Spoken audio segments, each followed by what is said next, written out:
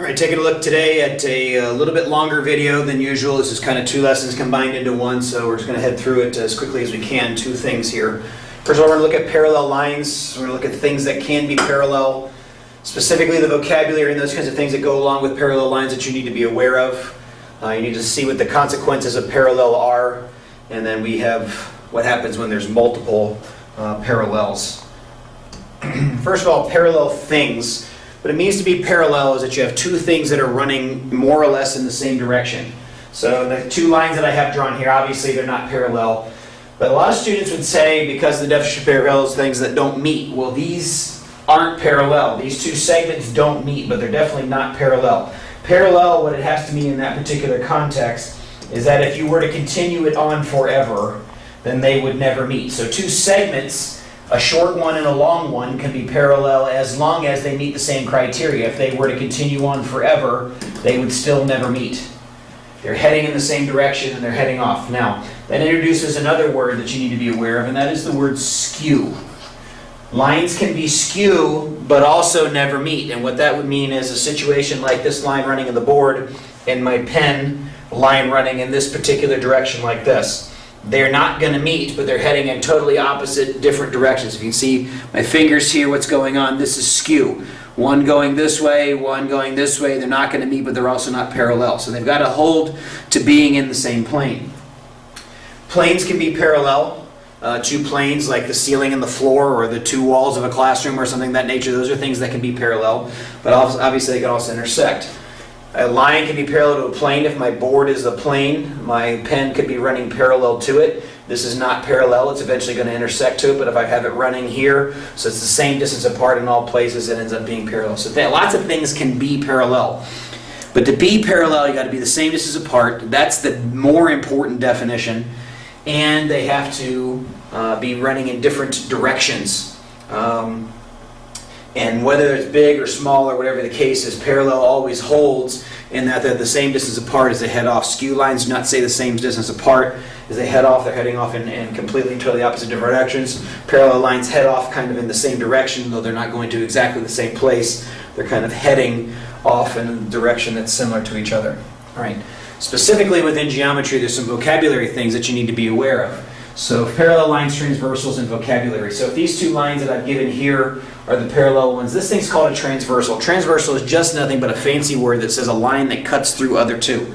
Now, these two lines might or might not actually be parallel. I mean, obviously I've drawn them here in order to be parallel, in order to go through the vocabulary and that sort of thing, but they could be off by just a tad.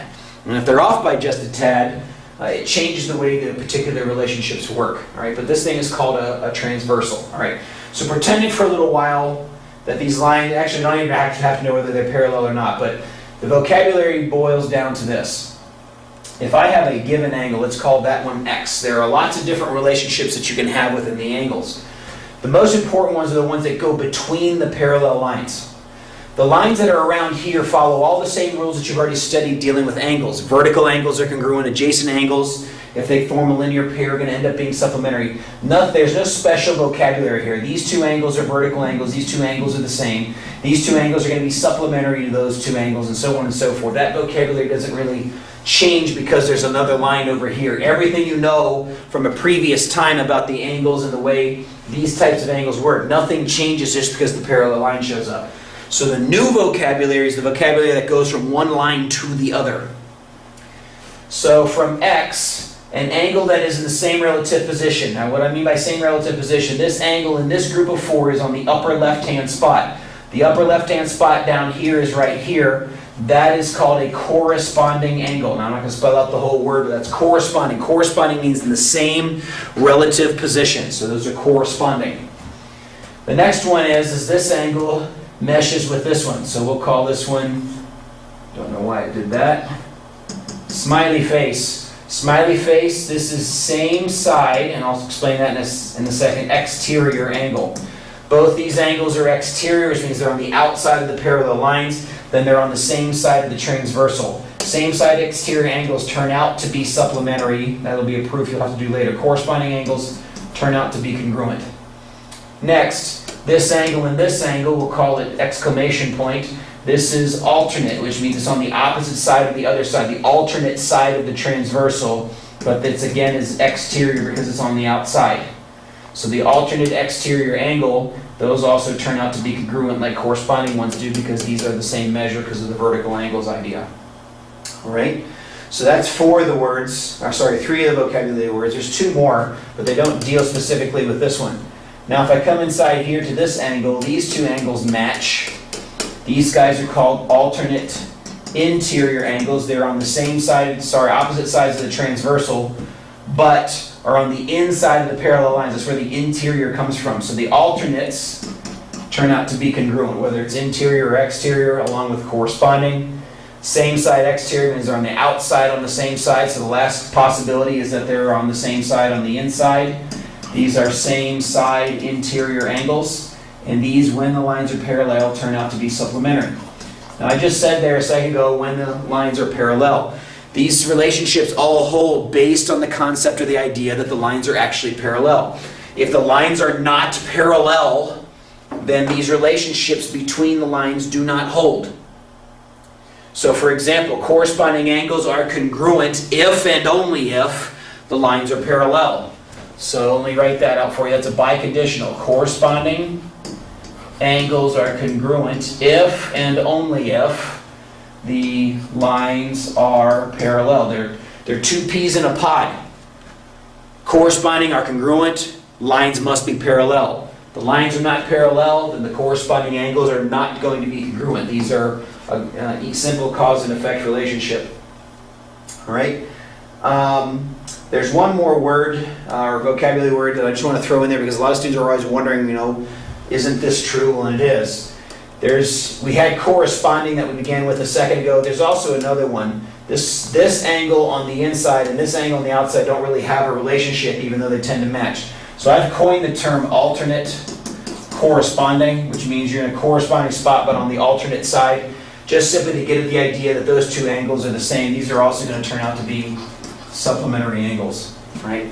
So that's parallel lines, transversal, the vocabulary that goes with it. That's something that you'll need to practice. The key to the whole relationship here is the fact that you have parallel lines cut through by an angle, and certain angles have to be the same measure and certain angles have to be supplementary. Those are your only 2 possible relationships. If you take any 2 angles in this picture, there are 8 of them there. If you take any 2 angles, you throw all the angles in a bag, you pull out 2. They're either going to be congruent or they're going to be supplementary. Whether they're around the same vertex, around the opposite vertex, does not matter. But again, those relationships only hold if the lines turn out to be parallel. So what are the consequences of parallel? Well, the first one is that parallel lines are always the same distance apart. So if I measure perpendicularly here, and I measure perpendicularly here, these 2 segments are going to be the same. And anywhere I go along there, that same measurement is going to be going on. So they're always the same distance apart. The next thing that's always true is they're always going in the same direction. Now we're dealing with a 2-dimensional space here on the board, but honestly, if you think about a 3-dimensional space, if those 2 segments went on forever out into outer space, they're heading in the same direction. Whatever's out there in that particular direction, it's going to go through, and they're just going to keep going in the same direction, same direction, same direction. If we consider this concept on a coordinate plane, this means that the lines have the same slope. Rise over run has to match. If the rise over the run of one is different than the rise over the run of the other, then one's going to be off track with the other, and eventually they're going to intersect someplace along the way. So those are some of the consequences of parallel. Now what if we have multiple parallels? In this kind of situation where there's lots and lots of things, you've got to know which ones are parallel to which ones. And I drew this one in particular just to show you that based on the given picture here, this angle, this angle, this angle, this angle, this angle, this angle are all the same if these 3 lines are parallel. Likewise, all the ones I didn't mark are the same. If these 2 lines are parallel, then you're going to get matches going in that direction. Both the ones I marked and the ones I didn't. And then I drew this line here to be not parallel just to show you that, yes, its relationships hold. For example, let's use exclamation point. Those 2 angles match, and those 2 angles match, and those 2 angles match, and those 2 angles match, but they don't match these. These are different than those, but amongst the parallel lines along that particular transversal, the relationship have to hold if the lines are parallel. All right. So let's now take a look at perpendicular lines. We looked at parallel, kind of a buddy that goes along with it is perpendicular lines. What kinds of things can be perpendicular? Take a look at symbols and meaning. Take a look at the types of problems you might have to face, and then their interaction with parallel lines, which is actually pretty simple. Perpendicular things just mean anything that forms right angles at all places, right? So if you have two segments, when you get a perpendicular, if the lines are perpendicular, if they form right angles in all spots. So whether the picture's like that or the picture's like this, they're perpendicular if they form a right angle at all possible places, right? You can't have a right angle here and not over here when you have two lines crossing, that sort of thing. But they can expand beyond just two segments. You could have a line that is perpendicular to a plane. For example, if my pen is perpendicular to the board, that means I can measure a right angle in all directions around here. If it's slanted up, like hopefully you can see here in the video, I've got it slanting up towards the ceiling this time. This is not perpendicular. There are right angles here. There's a right angle to this side and a right angle to that side, but they're not a right angle in all possible locations. Planes can be perpendicular to each other, similar to a wall and the ceiling. When they come together, hopefully they're forming a right angle between those two. If it's a right angle in all possible places, then it's going to be perpendicular. So the word perpendicular means you form right angles. So if you have a right angle, something is perpendicular. And if something is perpendicular, then something is going to have a right angle. Again, that's an if and only if situation. Where there are right angles, there are going to be perpendicular lines. Where there are perpendicular lines, they are going to be right angles. And that introduces us and takes us to the symbols. The upside down capital T is the symbol for perpendicular. So if I say segment AB is perpendicular to segment CD, that means that I have a right angle between these two segments, however it is that they happen to interact. Parallel, on the other hand, is two just straight lines like that. If segment AB is parallel to segment CD, just simply means that they're running in the same direction, however that picture happens to look. This means these guys meet at a right angle, always get right angles when things are perpendicular. This means they're running in the same direction. Types of problems, I don't want to go through actually answering any of these. I just want to show you the kinds of things that can go on. If you're told that these are perpendicular, it forms a right angle in this case. If this is 3x plus 4 and this is 2x minus 5 or something of that nature, you can solve this problem. This plus this equals 90, and then be able to go through and solve for x. Make sure you answer the question. It's not always or not usually even asking for s. It'd probably be asking for what's the measure of the two angles in this situation. So those are the types of problems that can go on there. Parallel lines are the same kind of idea. You can have all kinds of measurements given in the right places. You have to select the right relationship. So if this is 3x and this is 75, what's the correct relationship between those two angles to be able to solve for the variable, and then maybe have to go on to answer the question. So be careful. What is the relationship between the things that are given? That's the situation you have to be able to put together. Lastly, I'll finish up here, is what's the interaction of perpendicular things with parallel things? This is a piece of cake. If these lines are parallel and this line's perpendicular, it forms right angles all over the place. Perpendicular lines automatically form right angles in all places. Obviously, if one of these is 90, they're all 90, and that's very, very easy to prove. But because of the parallel lines, corresponding angles have to match, or alternate interior have to match, or alternate exterior have to match, or they have to be supplementary, and 90 plus 90 is a supplementary. So any one of your relationships would just simply guarantee that you have right angles all the way around, no matter how complicated or nasty the picture ends up looking. All right, so that's it. Parallel and perpendicular kind of together in the same bag.